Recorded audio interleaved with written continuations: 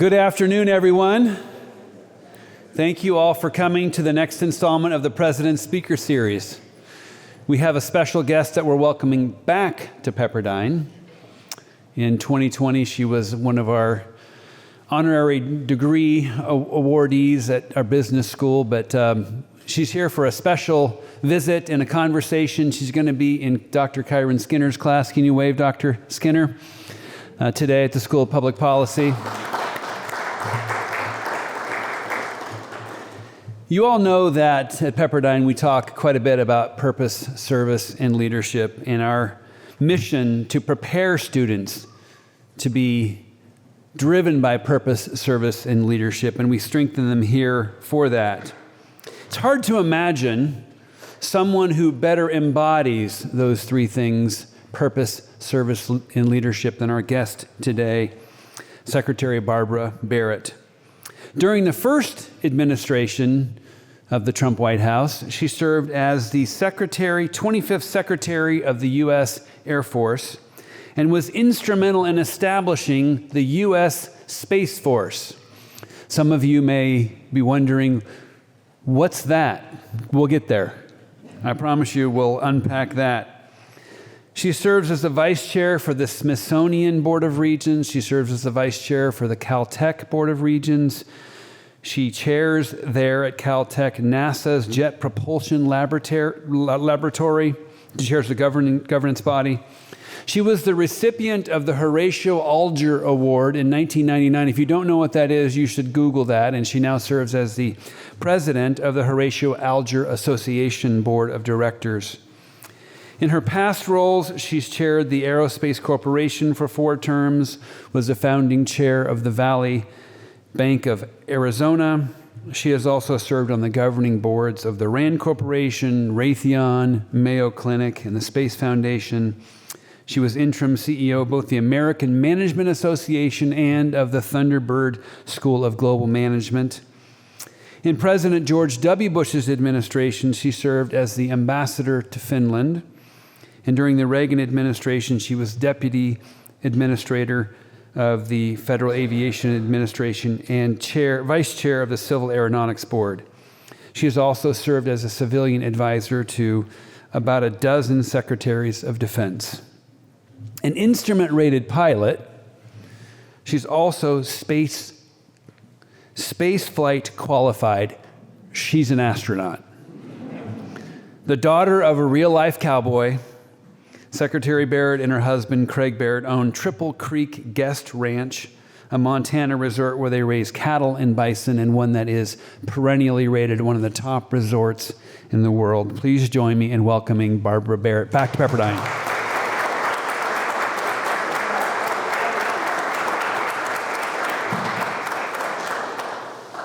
Okay, before we get started with our conversation, you see in your program there's a QR code, and that QR code will take you to an opportunity to send in questions, and toward the end of our conversation we'll be having questions from the audience through that portal. And so as you're listening, be sending in questions. Okay, so reading your bio, and we got to about a third of what was there. You really did your homework. We did some homework. You get done more in 10 years than most of us do in a lifetime. Seems like the only thing you haven't done is climb Mount Kilimanjaro.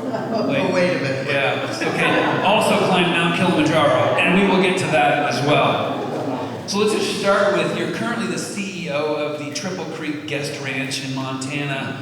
As I said, it's spectacularly well rated. Tell us, what is it? Where is it? We got some pictures behind us on the screen. Tell us more about the Triple Creek Ranch in Montana. Well, now it's just so cool. Come on up, come and join us. That view of the 3 people on horseback overlooking the Trapper Peak, that's often seen as the backdrop of a television series called Yellowstone. They filmed Yellowstone on a ranch adjacent to ours, so that if the horses turned around, you'd be looking down into Dutton Ranch. The ranch, Triple Creek Ranch, wonderful place. Come and visit. It's tiny, only 30 beds. Everybody gets their own cabin, fireplaces in the cabin, wonderful food, great wines, hiking, biking, outdoor activities, a lot of horseback riding, and great fishing. So a place where for me is sort of full circle. I grew up with a cowboy dad and riding horses, and now we go to Triple Creek Ranch any chance we get. I ran it for 20 years. My husband has been running it for the last decade. And for 20 years I ran it, and we were well rated. Then he took over, and instantly we became the #1 resort in the world, according to Travel and Leisure magazine. So I think all they needed was new management, and it was going to be good. Well, you alluded to growing up with your father as an Arizona cowboy, but in Pennsylvania. And so, small farm, planted, harvested crops while your dad did all of that and then drove 50 miles each way to a steel mill, didn't graduate from high school, but said this, and you quoted him as saying this: education is key to success. It is the first major decision a young person must make, and the most important. So tell us a little bit more about your childhood, and tell us how you came from living in a small Pennsylvania town to doing all the things that you've done. Kind of give us a little bit of the lessons you learned at that time that allowed you to excel, and how you were able to make that most important decision to go to school. Well, town was about 10 miles away. We lived on a dirt road on a little farm, about a mile from the next neighbor. Pretty remote. Dad raised cattle and crops on a little 100-acre farm, and he worked all night. So he worked night shift in a factory and then farmed in the daytime.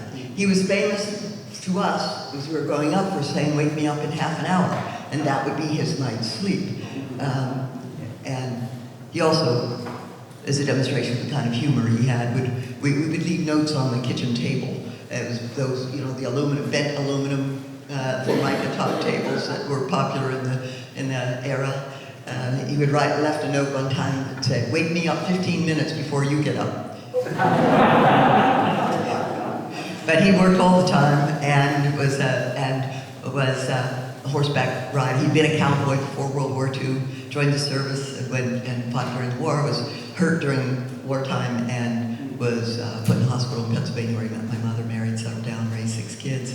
He died on a horse when I was 13. My mother fell apart. She had been a city kid and didn't know what to do with 6 kids on a dirt road and a farm that she didn't have any practice of farming. So I became the parent of the family, and I was the sole source of income for 6 kids and my mother when I was 13. But by then, because of my dad, I knew how to shoe a horse or drive a car, milk a cow. We could get things done. So that's what, everybody does something 24 hours a day. And so I just did a lot more than what most of my classmates were doing at the time. But that... Tell us about the calf that he gave you and why he gave it to you. So, that was one of the things at our farm. There's an organization today called the Heifer Fund, where you fund giving a kid a chicken or giving a kid a goat or giving a kid... Well, my dad maybe was a precursor for that, because he gave each of us a calf when we were at a certain age, and then it was our job to raise that calf and decide what was going to happen. Well, in addition to, as Warren Buffett refers to, hitting the birth jackpot or the lottery, winning the birth lottery, having been born in America, I hit the birth lottery, but I also hit the jackpot with the calf because I got a heifer, and that meant my calf could have other calves, and so I became a magnate. I had a herd of 3 calves when I went to college, and that was how we funded college. So you decide what to do. At one point, I traded the yet unborn calf to my brother in exchange for money so that I could buy a sewing machine that I then used to produce. So the calf was the source of just responsibility, but also decision-making and finance and maybe some, I think the popular term today is agency. So that calf was really the ticket to a lot. Yeah, and so you're able to turn that calf into multiple calves into an opportunity to go to school. Tell us where you chose to go to school and why you ended up there, and kind of what was life like when you landed. Well, I went to Arizona State University because my dad had said, "You got to go to college." There were 2 things. You got to go to college, and when you kids get old enough, he would say, "I want to take you to Arizona." And so I thought, well, wait a minute, I could combine the two. I could go for a semester to Arizona State University, go meet that cowboy my dad had worked with, a guy named Bert Smith, who was like Zeus to me as I was growing up. So I decided I would go for a semester to Arizona State University and then go back near family and get the rest of my education. Well, that was a few years ago, and I'm not, living in Arizona is a great life. I got jobs in Arizona because I was still supporting my family, so I had as many as 5 jobs at a time, working at the bookstore, working on campus, working at the state fair, selling hot dogs on a stick, doing all of the things you do to just pay the school tuition. Tuition in Arizona was a whole lot cheaper than it would have been in the East. And about the same as Pepperdine. Yeah. Got a lot of scholarships, which is probably a help here at Pepperdine on many occasions. But that got me to the West, and I continue to support I was a financial support for the family, continuing until they all got through college as well. So your siblings went to college as well? Yeah. What a huge testament to your father's dream to see that happen. So there was a time really that was transformative in my life when my dad was, I was a little kid, probably 4 or 5 years old, sitting on the tractor seat while my dad and a neighbor were working on what I later learned was a carburetor on the front of the tractor, or on the side of the tractor. And at one point, the neighbor, whose name was Mr. Fleming, and he had been a teacher, and he had this natural proclivity to talk to a kid like me. And so he was looking toward me, my dad's back was toward me, and Mr. Fleming said, "So Barbara, what do you want to be when you grow up?" And I thought, well, gee, nobody had asked me that before, and I ran through what my choices were. I knew that I could be a teacher, a secretary, or a nurse. Those were the 3 options, because that's all at that time that was the stereotype of what women could do. And so I didn't know then that I'd pass out of the side of ketchup. So I thought I'd be a nurse, so I said, I think I'll be a nurse. And my dad didn't turn around. He didn't look up. He kept working on what he was working on. But he said 4 words that were transformative in my life. He said, "Why not a doctor?" Because that caused me to rethink that there were bigger opportunities out there than what I had known were possible. Yeah, well, let's talk about some of those opportunities. Went to Arizona State. At Pepperdine, if you get 3 degrees from Pepperdine, you're called a tsunami. So not just a wave, a tsunami. I don't know if in Arizona State, when you get 3 degrees from Arizona State, you're like the sun double 3x or what it is. But 3 degrees from Arizona State, including the last one, that's a law degree. So got your law degree, started to get into the commerce, and had an opportunity to have important roles at 2 really important companies, certainly at that time, Fortune 500 companies, Greyhound and Southwest Forest Industries. And keep in mind, as she's mentioned, back in that time, the opportunities were slim, much slimmer than they are for women now, particularly in law. So one of her mentors, we'll talk about in a little bit, is Justice Sandra Day O'Connor. If you've heard the true story, then you'll know that she graduated in the early 50s, about 20 years earlier, and had, from Stanford Law School, near the top of her class, and was only offered a job as a legal secretary. So you didn't settle for a nurse, didn't settle for a legal secretary, went into practice. And so tell us about what you felt like, because you moved up pretty quickly. By your early 30s, you'd been at two companies doing important work. What was it that you felt like caused you to feel like you could do this rather than just settling for what the stereotype or what the expectation might have been at the time?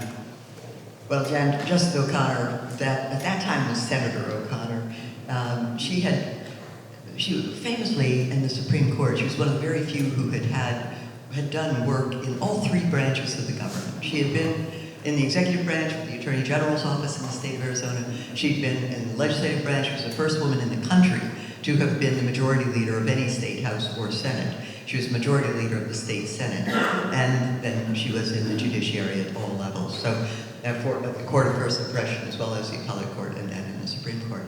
But when she was majority leader of the state senate, the Arizona State University started a program of interns. And I was in that first class of interns at the state legislature. There were no offices. We all had surplus, old green furniture that not all the interns could be in the room at the same time because the room was too small and there weren't enough seats. But kind of like those green chairs, right? Yeah. But it was a great learning experience, and I got to see an extraordinary woman at work doing extraordinary things, and it's now popular, the see it, be it, if you can see it, you can be it programs. If you see somebody doing that kind of work and can identify in some way with it, I saw Justice O'Connor, at that time Senator O'Connor, providing leadership, and she was changing people's lives. She was making the state, a better place. While she was majority leader, usually when you're majority leader, you don't chair a committee. She chaired a committee in addition to being majority leader. She chaired the State, County, and Municipal Affairs Committee, one of the busiest committees in the state legislature.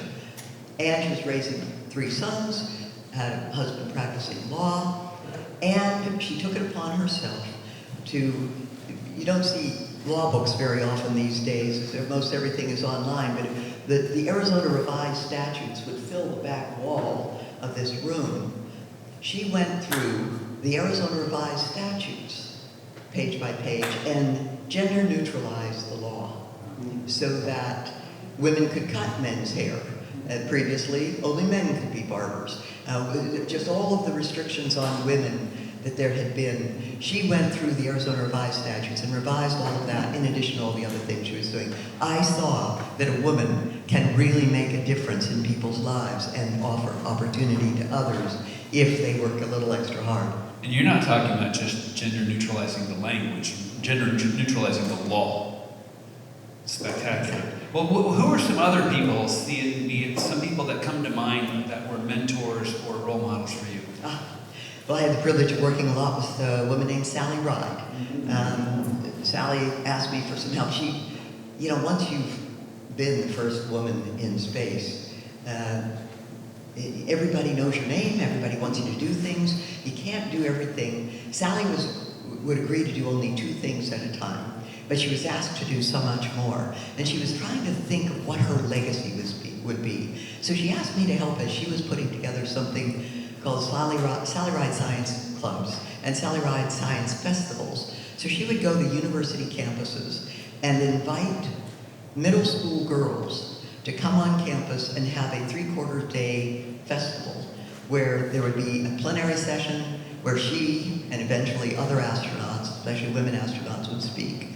And then there would be 20 or 30 or 40 breakout sessions that were colorfully named, like the magic of math, or the color of chemistry, and entice middle school girls to take an interest in the kinds of things that they might otherwise have thought were off limits to them. And boys could come, but it was designed for girls.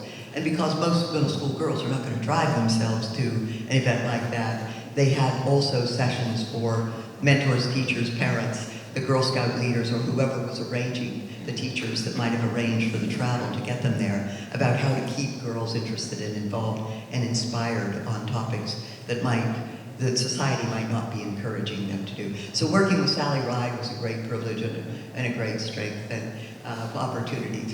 It was really a pleasure to meet and work with some of the all-time great women. Fantastic. Well, you're back in Arizona. You're going for, of course, what you do is you hike.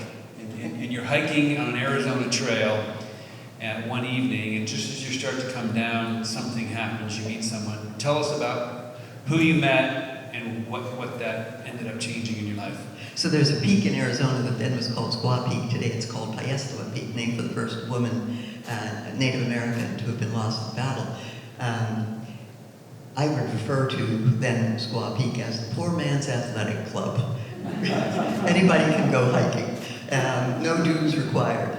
So I was, one July day, 112 degrees out that day. I went out, it was too hot and too late to hike, but I had just finished a board meeting. I had been cooped up for 2 weeks, and I needed to get some exercise. And so I got to the top. It was this last bit of sun was going out of the sky. The lights were coming on in the city. I was triaging all the things I'd abandoned for 2 weeks. And as I was sitting there thinking about what I needed to get done, up the hill came somebody even later than I was. And he didn't see me at first, but I knew he would because it's, 3 rocks up there. I mean, he was going to see me. But he looked at his watch. And I would always time myself and try to beat my own time getting up the peak. And so when he looked at his watch, I thought, so I asked him, how long did it take you? And that introduced that I was there. I was the first to speak by saying, how long did it take you? And he looked at his watch again, and then he said, I didn't time myself.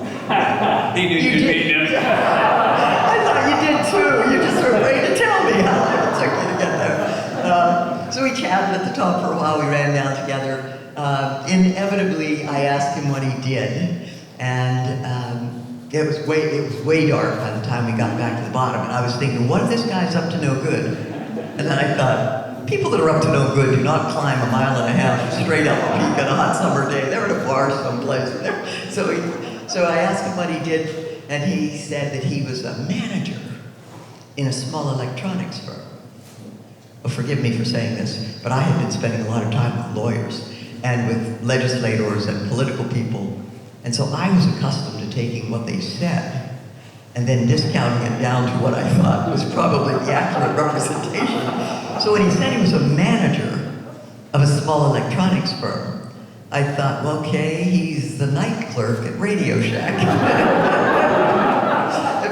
If he was proud of the company, he would have named it. If he was, So it turns out he was the general manager of Intel Corporation, and later became my husband. And I'm proud to have worked with Craig Barrett and to have shared our lives together for 40 years and continue to do that. Amen. Tell me about the other hike that we alluded to earlier, that was a little bit higher than the peak that you mentioned. And did Craig go with you on that one? You bet he did, yeah. So I have this sort of my own personal challenge, which is every year I want to do something that is an exertive vacation. Set a goal, do something, think of something to do that's you're gonna have to get in shape or stay in shape, or you're gonna hurt. You're gonna be punished if you don't. So Kilimanjaro was one of those. We bicycled across 600 miles across Arizona. I bicycled back and forth across Finland. At the ranch, I have been doing for many years an all-women's horseback ride, 100 kilometers, so 60 miles over about a 4-day period. We call it 100 clicks for chicks. And we raise money for Parkinson's research. So every year we do something that's an exertive vacation. One year, in 2007, we decided let's climb Kilimanjaro. So my brother and his wife and Craig and I summited Kilimanjaro. Wow, impressive. So you're climbing, you're lawyering, you're doing all sorts of other work. At some point, you become, in 1982, the vice chair of the Civil Aeronautics Board. Now, aeronautics, at least as Eric Lashinsky tells us, has to do with airplanes. How and why and when did you learn to fly a plane? I mean, you came from, as you said, Pennsylvania, small town. Now you're running the vice chair of the Civil Aeronautics Board, and you're flying planes. Walk us through that. Well, as President Reagan said, horses and airplanes often seem to coexist in people's lives. A lot of horseback riders are also pilots, and a lot of pilots are also horseback riders. As President Reagan said when he introduced me to be sworn into the Civil Aeronautics Board, he said that he boasted that in his early career he spent a lot of time on horseback. He was referring to the movies. And then he said that he flew a desk in World War II. And horses and airplanes, he said, are an infatuation for many people. So aviation wasn't an infatuation. I was doing a lot of work. I wrote the bill, when working with Senator O'Connor, I wrote the bill to create the Department of Transportation for the state of Arizona. That was my project, the key project when I was working at the legislature. And I wanted to learn to fly. Finally, at one point, I gave my husband a gift certificate for flying lessons. And it was about to expire when he didn't have time to use it. And I said, well, Craig, if you're not going to use it, do you mind? And so I went down and took flying lessons and then ended up, then Lufthansa, which does their pilot training in Phoenix because of clear blue skies, if you tried they do a program, ab initio pilot training, which is they take someone who may never have been in an airplane, test them, and the test is so accurate that the people who qualify on their test will have like a 97% probability of spending a 20-year career as a pilot for Lufthansa, being fulfilled and capable as a pilot for Lufthansa. So they test them first, then they house them, feed them, and train them in the Arizona desert. And they can do in like 6 months what would otherwise take 18 months if you're trying to do it in the cloudy skies of Germany, because at first your visual flight rules only. You have to have clear skies. So Arizona is the home for a lot of pilot training, and up through IFR. And they were thinking of maybe doing more than commercial flying, but to also open it up to non-commercial pilots. And they asked if I'd be willing to be their guinea pig. I like that guinea pig role because I was delighted to go and be their guinea pig, and I got my instrument rating with the Lufthansa. Now, there are a lot of stereotypes that don't hold true, but Germans are perceived as being precise and accurate. Flying with the chief pilot of Lufthansa, who was also a 5-time Olympic yachtsman. I don't know how his wind currents aren't at all like my wind currents when I'm in the same airplane at the same altitudes. But he would peg those all of the gauges would be exactly where they were supposed to be without movement at all times. So it was really a privilege to get my instrument rating with people who were so precise and so dedicated to exact perfection. Wow. So going from the Civil Aeronautics Board to later in the same administration being Deputy Director of the Federal Aviation Administration.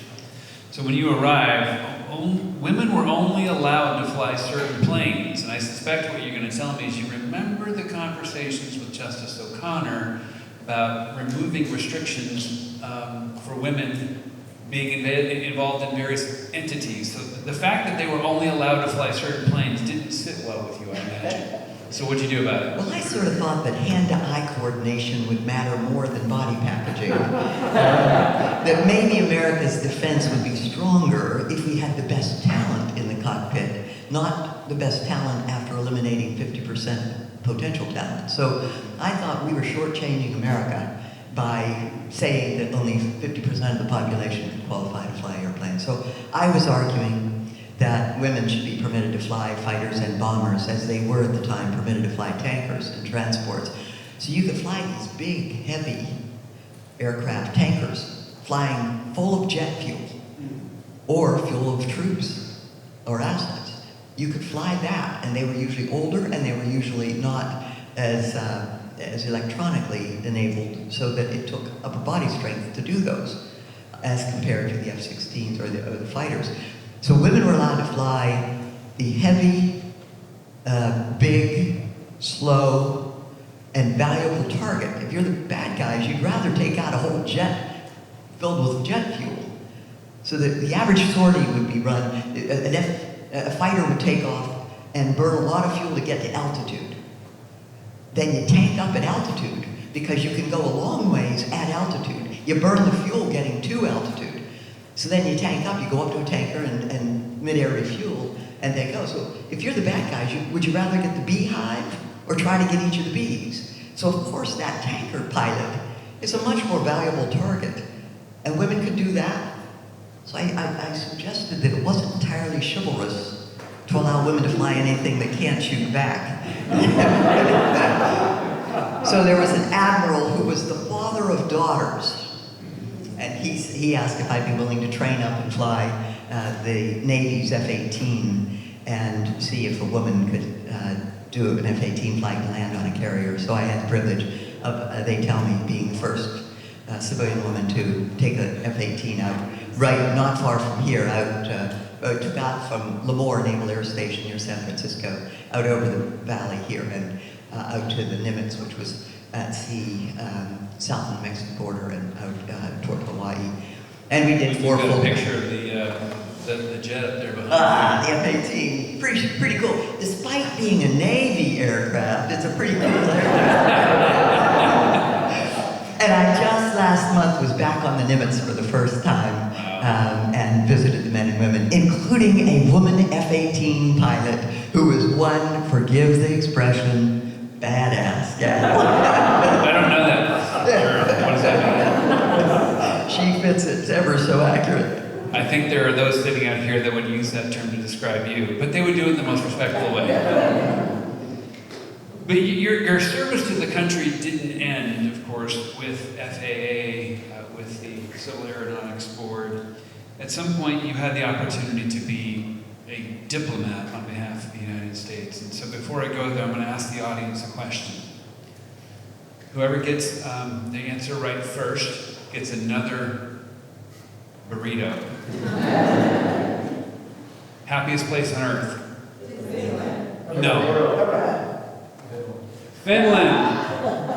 Finland just won for the 8th year in a row the Global Happiness Report Index. Finland #1. And so Finland, I'm sure, was even happier to have you come to be the ambassador to Finland from the United States. Tell them, how did that come about, and kind of what was your time like in Finland, representing the United States to another country?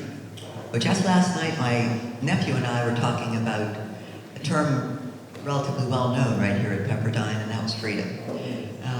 On the Freedom House scale, my nephew was saying America's free, America's great, and I said we are, but there also are other countries. And so I said, let's just look it up on the Freedom House scale. Who's #1? With a 100% score for Finland was the #1 freedom country listed. So they're home to a lot of to freedom. They are very thoughtful people, and they have free press, and the press is very scrutinizing. How did I get that? Well, I had been for President George W. Bush, the chairman of an organization, the President's Advisory Commission on Public Diplomacy. So what's public diplomacy? In a summary, it would be, it's how the rest of the world sees us, and how do we influence how the rest of the world sees us. So I had been chairing that and evaluating how others were doing so when I was appointed ambassador, I thought, well, I should very sure make a point of being good at it. I should be the textbook example of how to do public diplomacy well, since I've been critiquing others on public diplomacy techniques. So it was a great trip to me to recognize in the ambassador's role, it is well known that you are the representative of the United States and represent the president to government relations. A little less well known is that you are the head of the entire American government in the embassy and all the departments that might be there. Though your State Department, if the Agriculture Department, Commerce Department, Defense Department, any of the other agencies there, they report up through the ambassador for activities in that state, in that country. But the third element, in addition to government and inside the American government, the third key duty of an ambassador is public diplomacy. And so and for me, that basically meant having fun. That meant getting out. So I bicycled across Finland, I rounded up reindeer, I boated there, very nautical country, and had a dog fight. Oh, and this guy's in an F-18, is still up there. And the F-18, they fly American-made F-18s. So what is the impact of public diplomacy? It's having the people of the country be appreciative of our country. So when it comes time, most of that is warm and fuzzies, but in every country outside of the United States, we don't think about it here at home, but in every other country, one of the key topics in any democracy when they're having an election, the question among the candidates is, who's the pro-American? Who's the anti-American? people are going to vote with a great deal of their decision being made on who's pro-American. We, through public diplomacy, help to enhance the number of people that are in the pro-American category. And in my case, in Finland, there were 5 universities that had North American Studies centers. So I went to our public affairs team and said, those people are doing our job for us. They should be our best buddies. We want the top students to want to be at the North American Studies centers. We want the North American Studies centers to have the best speakers, the best resources, the best. So pizza and politics. Let's have it's an election year. Let's feed these students. That'll be the way to once you get them there. Let's have there be substance and activities around the North American Studies centers, so that we're building cadres of people who both know and appreciate and understand, and they will critique us. They're a very candid nation. They will critique us, but let's let them have at it. Let's have them help us get better. And so it was great fun getting out and doing things. And I'm not sure, probably you noticed in your edition of the Reindeer Herders magazine, but I was written up in Reindeer Herders magazine. I'm not sure any other ambassador in Finland has had that, but I rounded up reindeer 30 degrees below zero way north of the Arctic Circle, my host broke his thumb on the first day of a 3-day roundup, and so I ended up being the one grabbing the reindeer by the antlers, and they have to figure, they earmark the reindeer and designate what they're going to do with each of the young. It's just animal husbandry, like raising cattle, only they have antlers.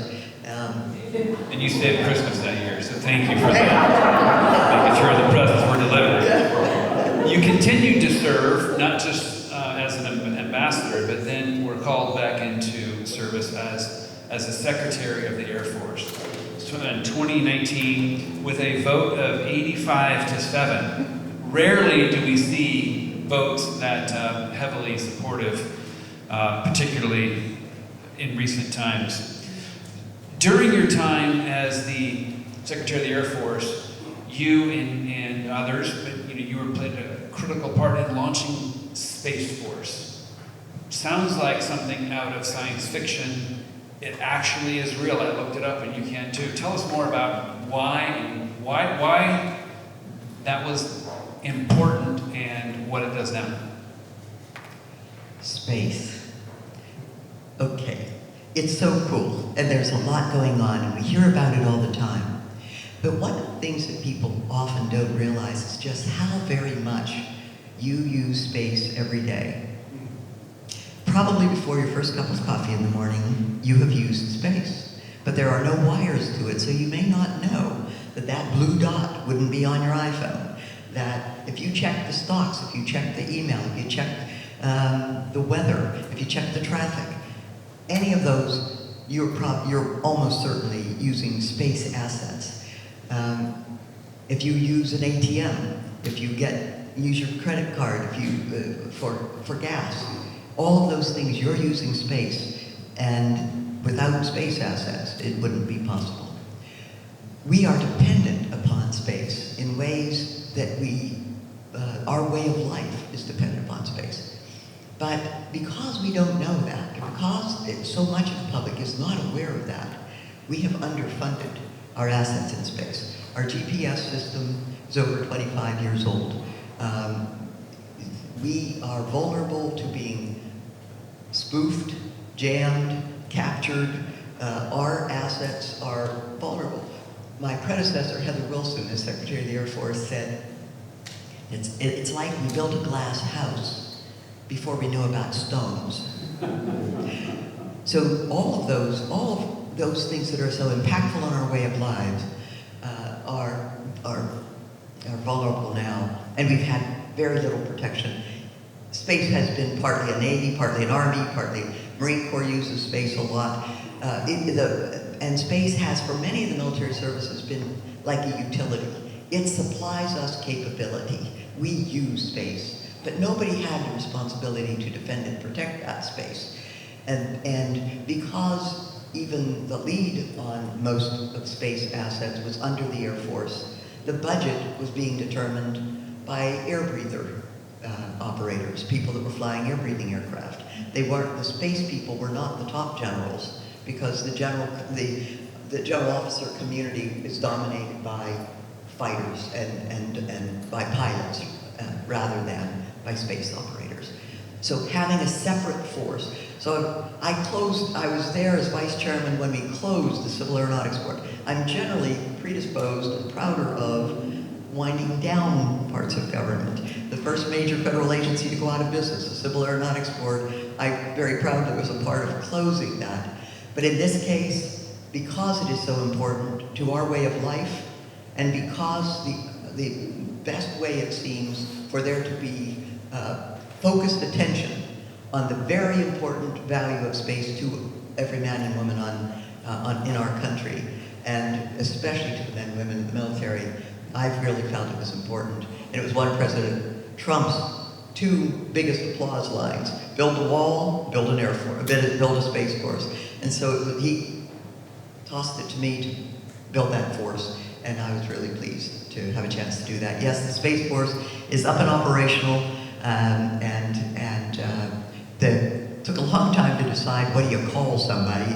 Army, sailors, soldiers, airmen, and Marines, what do you call somebody in the Space Force? We finally settled on Guardians. And so the guardians of the Air Force, of the Space Force, are there working for you every day and help to make your way of life likely to be preserved.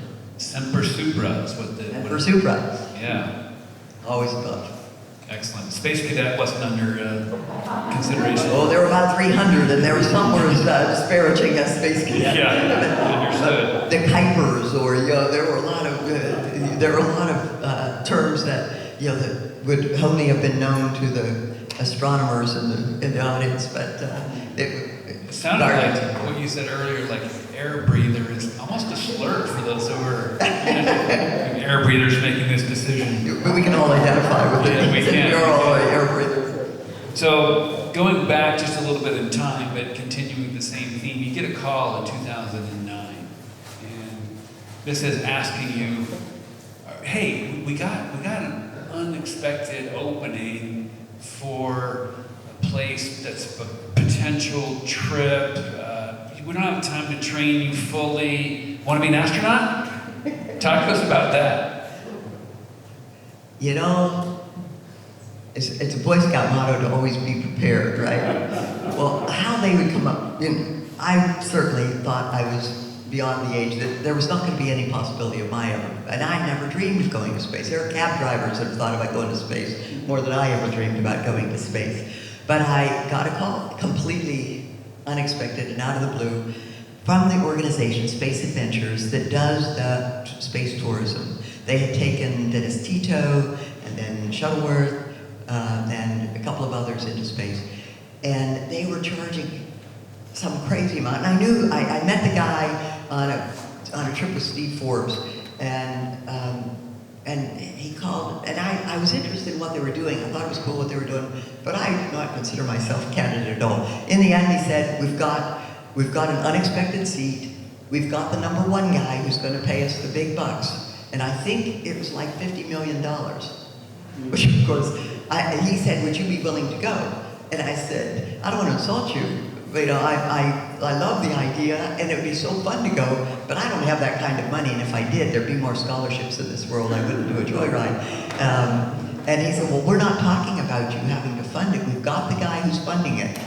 But I didn't know then, but what I know now is that 1 out of 4 of the backups go, and that very often the primary decides against it, can't pass the exam. The first 2 weeks of astronaut training, in this setting at least, the first 2 weeks is nothing but medical. Well, as you mentioned, I'd been on the board of Mayo Clinic. I thought I got pretty good medical evaluations. None of that was good enough for these guys. It was going to be in the Soyuz aircraft. So it was all Russian. That alone was, it's a window to a parade of horrors you could just barely imagine. So the medical facilities in Moscow were really quite alarming. I don't know if you, for those of you who old enough to know what a 1955 Chevy would look like, that would be an ambulance in Russia. So, but 2 weeks, nothing but medical, 8 to 5, 8 hours a day getting medical evaluations. Every cavity, every filling tested. If there's an air pocket between the cavity and the tooth at altitude could explode, and that would, so everything, every conceivable evaluation and a few inconceivable evaluations were done in preparation. And then at the medical commission, which is all the doctors filling a room, much like an auditorium, and just the two of us sitting in front of them to say, it was like the wedding, speak now or forever hold your peace. All of the doctors, any one of them could have objected, and any of those tests has eliminated someone from fulfilling their dream. We passed the exam, the medical exam went on, classroom work, instrument working inside the mock-ups and going through all of the process, centrifuge, rotating chair, water rescue, all of the things for astronaut training. In the end, I was there to watch the primary guy get his due, and he went up to the space station, spent about a week and a half, 2 weeks on the space station, and then returned safely to Earth in the Soyuz. Never too late, though. Maybe well, you know, we just had a rescue from the space station. Maybe the next one you go up. Well, we're starting to run out of time, and I'm about to head to the audience questions here. But one last question, really, for the students that are here is kind of what advice do you have with respect to, you didn't set out when you were a girl to be an astronaut, to be the Secretary of the Air Force, or to be a lawyer. Like, how did you decide what the next step was, and what advice do you have for those who are kind of at the beginning of that journey? Well, I didn't decide most of those things. They were way beyond anything I would have ever dreamed. I've had a life that is so much more than I ever dreamed possible. I aspired to that next step, get that degree. And then that degree, because I was working at the legislature, at the end of my degree, I was thought, well, I'm working all day. I could take classes at night. So pretty soon I had most of a master's degree. And now I wasn't really thinking of that it was going to be a master's degree, but I was practically there, so then I finished off the master's degree.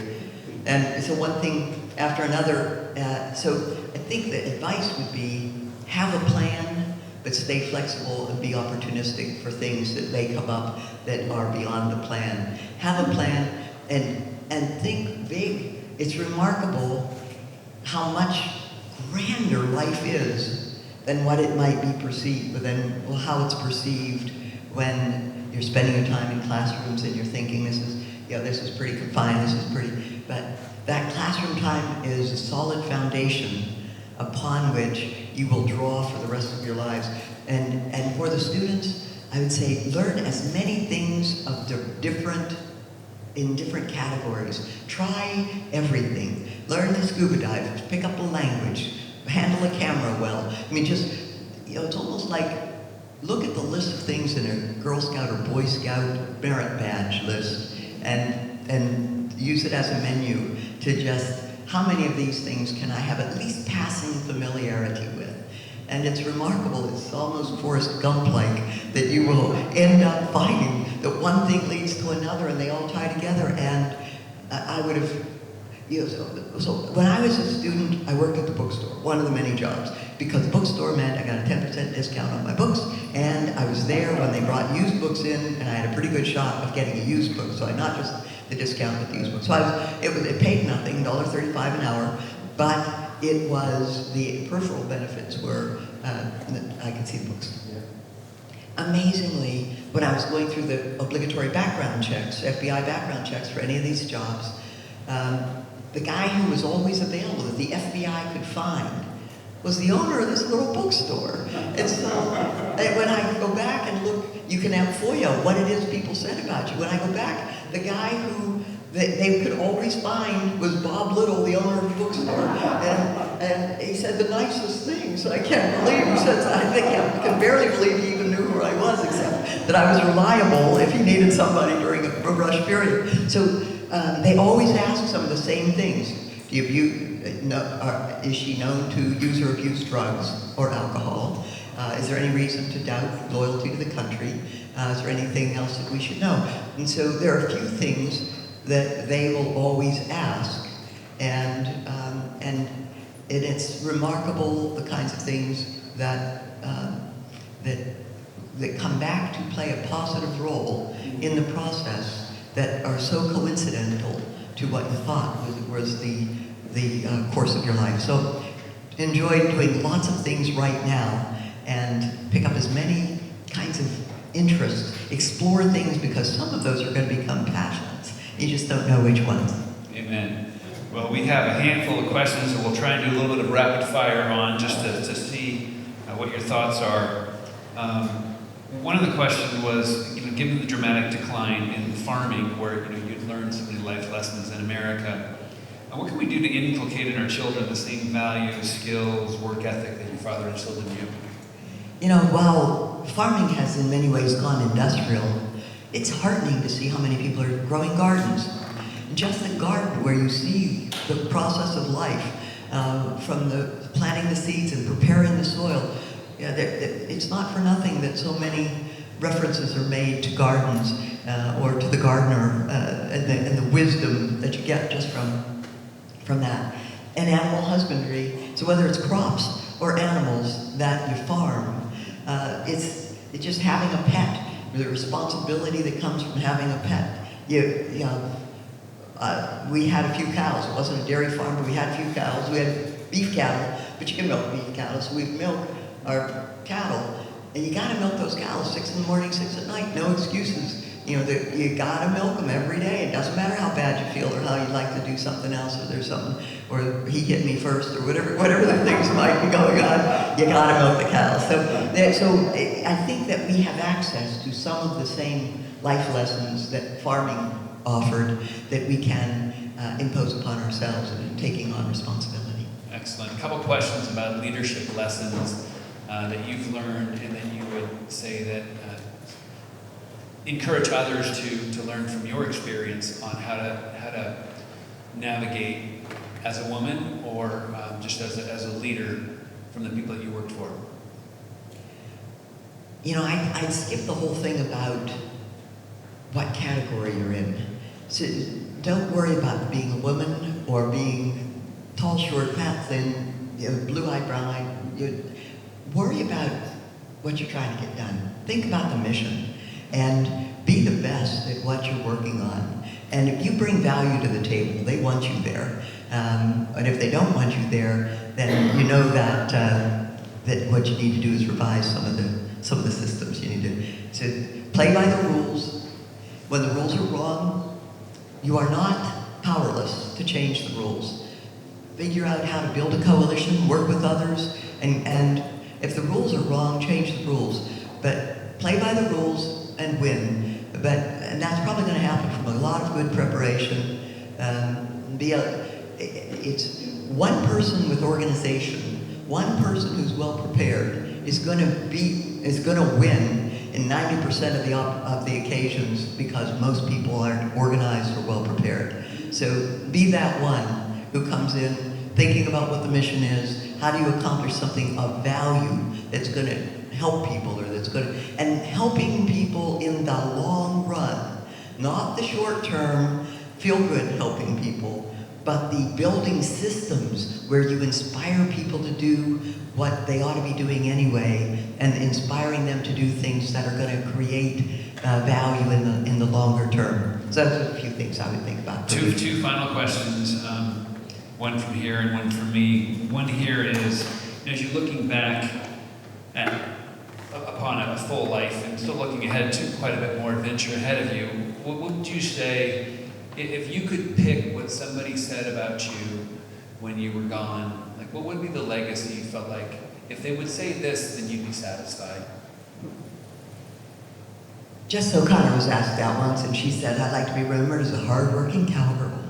There you go. Well, I think hardworking and the cowgirl you've already earned, and so you've got some time left to find some other things people say about you. The last question, and so I'm getting this out of my pocket. We have the theme of Pepperdine. Each year we have a theme, and we have a theme verse.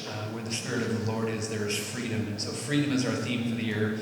I want to give you our freedom coin, but in exchange for your reflections on freedom, personal freedom and freedom in this world. Tell me what freedom means to you and what you see as the future of freedom. Freedom is really everything.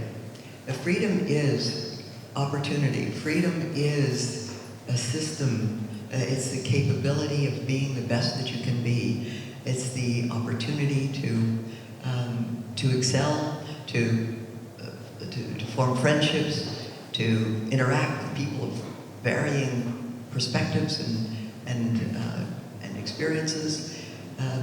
Freedom means you can be what you make of yourself. That life is what you make of it, and that is one of the greatest opportunities you could hope for. So freedom is opportunity, and freedom is something that Americans can cherish. And freedom is something that is not guaranteed, and that you have to fight for it, and it's worth fighting for.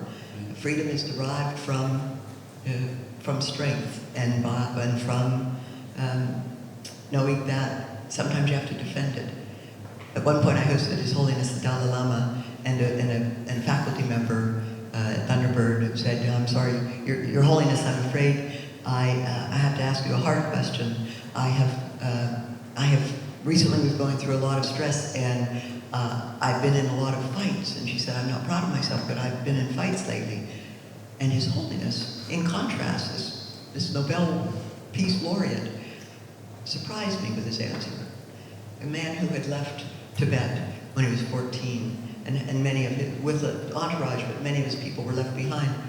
He said, "Sometimes little fight necessary, even physical action, but not hatred." And I thought, well, now that is maybe sometimes little fight necessary, and that's what sometimes freedom requires, even physical action, but not hatred. So to enjoy freedom and fight for it. Amen. Well, let's all thank our guest.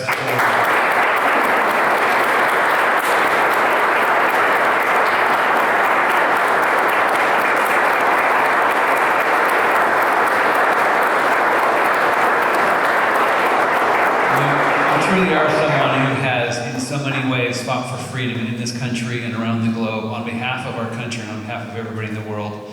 So on behalf of Pepperdine, let me hand you our freedom coin. Thank you. Thanks so much. Hopefully you'll remember. And thank you for coming back. God bless you. And if those of you are going to Dr. Skinner's class, I think it begins in about 25 minutes. Thank you so much.